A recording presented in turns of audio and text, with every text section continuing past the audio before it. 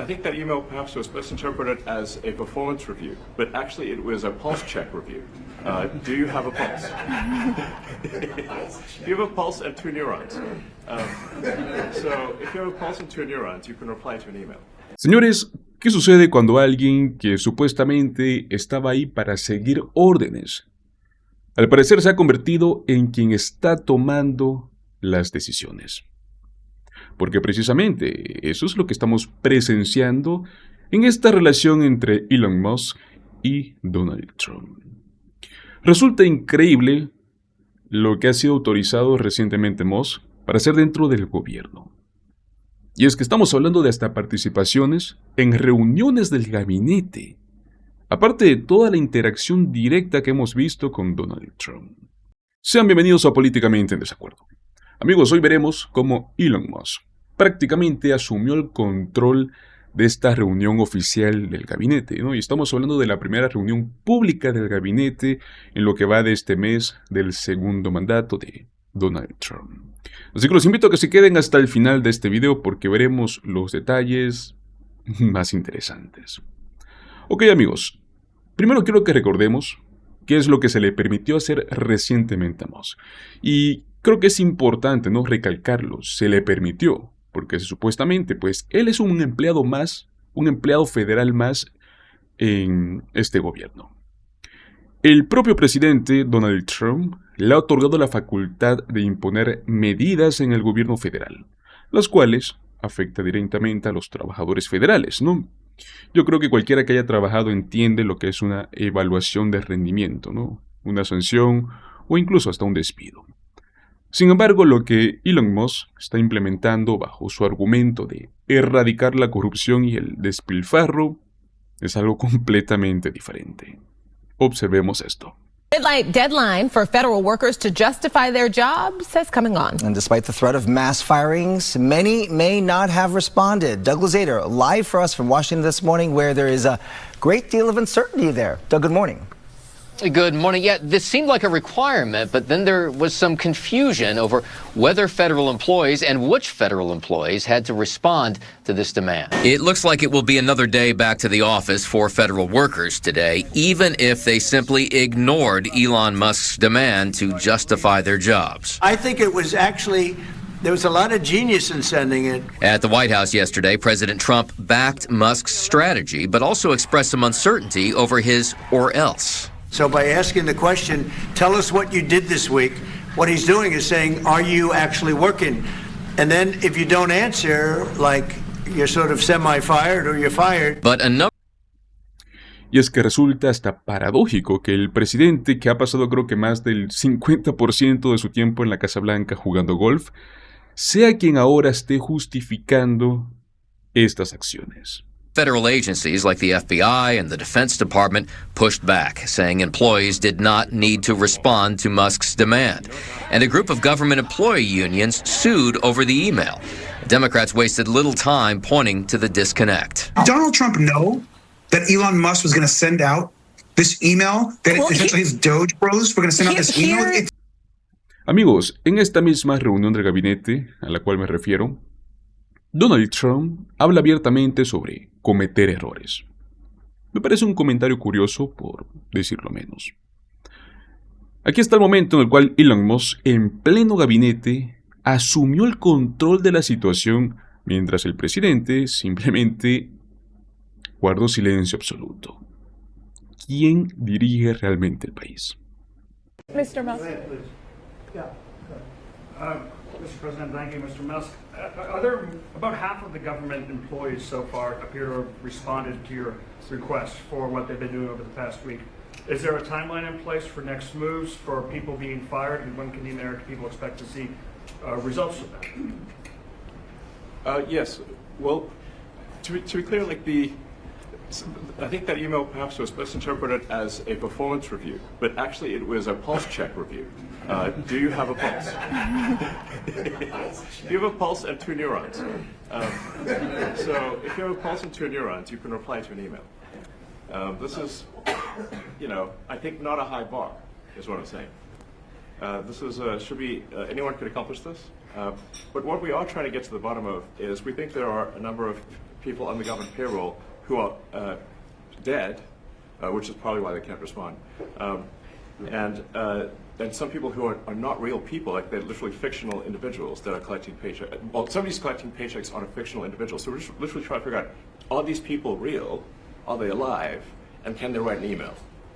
Which I think is a reasonable expectation for the American public would have at least that expectation of someone in the public sector. Mr. Musk, roughly 1 million employees.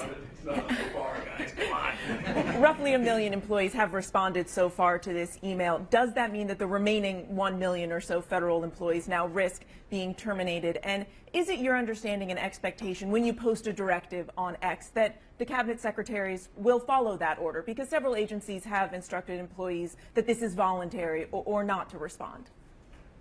Yeah, well, I mean, so I guess there was like last week, the president encouraged me via Truth Social and also via phone call to be more aggressive. And I was like, okay, yes, sir, Mr. President, we will indeed do that. The president is the commander-in-chief. I do what the president asks. And I said, can we send out an email to everyone just saying, what did you get done last week? And the president said yes, so it did that. We got a partial response. We're going to send another email. But our goal is not to be capricious or unfair. We want to give people every opportunity to send an email. And the email could simply be, what I'm working on is too sensitive or classified to describe. Like literally just, that would be sufficient. I think this is just common sense. And what is your target number for how many workers, employees you're looking to cut total? We wish to keep everyone who is doing a job that is essential and doing that job well. But if the job is not essential or they're not doing the job well, they obviously should not be on the public payroll. Mr. President, I'd like to add, wait a minute. I'd like to add that those million people that haven't responded, though, Elon, they are on the bubble. I wouldn't say that we're thrilled about it. They haven't responded. Now, maybe they don't exist. Maybe we're paying people that don't exist. Don't forget, we just got here. This group just got here. But those people are on the bubble, as they say. Maybe they're going to be gone. Maybe they're not around. Maybe they have other jobs. Maybe they moved and they're not where they're supposed to be. A lot of things could have happened. I wouldn't say that Biden ran a very tight administration. They spent money like nobody's ever spent money before, wasted money. The Green New Scam, all of the different things they spent money on. And you've seen that. We've seen that with some of the things that I read in speeches. I read them and people can't believe when I read them. 20 million here, 30 million here for, a little educational course on something. Circumcision, right? Circumcision. $20 million to inform the people of such and such a country. Parece que el gobierno de los Estados Unidos se ha convertido en una estructura inestable. Están avanzando sin un control, están causando estragos y pretendiendo que todo está bajo control. Incluso cuando admiten errores, no habrán consecuencias. Siguen adelante sin importar a quién afecte, sin importar sus acciones, si son justificadas o no. Simplemente continúan con su agenda. Tonight, President Trump doubling down on his efforts to slash the size of the federal workforce after facing new backlash over moves by Elon Musk and his Department of Government Efficiency. All of it centering over confusion over Musk's new post that federal workers will get a, quote, second chance to email a list of 5 accomplishments from last week or face termination. While the administration's Office of Personnel Management has also told agency heads that sending the email is voluntary. Mr. President, can you clarify, hopefully once and for all, what your expectations are with this email to federal employees? What are you going to use that information for? And do you see it as voluntary, like OPM has said, or mandatory? Yeah, well, it's somewhat voluntary, but it's also, if you don't answer, I guess you get fired. What it really is do people exist? We have this massive government with millions of people, and nobody knows who's working for the government, who's not. I could tell you 5 things I did last week. I could tell you 5 things I did 6 weeks ago, right? Is he speaking for you when he says you'll be terminated? Yeah, everybody speaks for me. I'm the one. I'll take responsibility. You know the old statement, the buck stops here, right? Meanwhile, today, 21 members of the U.S. Digital Service, the agency that Musk turned into the Department of Government Efficiency, resigned, posting online that they won't use their technical expertise to, quote, compromise core government systems, jeopardize Americans' sensitive data, or dismantle critical public services. A person familiar with the letter confirmed its authenticity to NBC News, but the staffers who signed it did not identify themselves.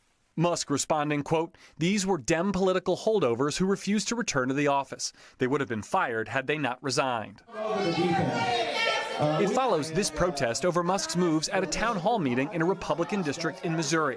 GOP Congressman Mark Alford supporting the president's efforts to downsize the federal government, but criticizing Musk's approach. My district is firmly behind what President Trump is doing and what Doge is doing. I do think there are some valid concerns about the speed that this is happening. Democrats blasting the Musk cost-cutting efforts. Under Elon Musk and his so-called Department of Government Efficiency, federal health agencies have suffered mass layoffs. Here's our message to Speaker Johnson and President Musk. Enough is enough. Republicans pointing to today's new GAO report showing since 2003, the federal government incorrectly sent out $2.8 trillion in taxpayer money in improper payments, in some cases through fraud. I think the vast majority of the American people understand and applaud and appreciate the Doge effort, the goal to scale down the size and scope of government. And Garrett, President Trump also made headlines tonight when you pressed him about Ukraine. That's right, Lester. President Trump saying that a deal on rare earth minerals designed to repay the U.S. for military aid to Ukraine is close. And he also dismissed comments from the Kremlin that European peacekeepers would not be acceptable to Russia, saying there would have to be a peacekeeping force of some kind in Ukraine. Lester? Thanks for watching. Stay updated about breaking news and top stories on the NBC News app or follow us on social media. Por supuesto, mientras todo esto ocurre, se reducen impuestos a los multimillonarios.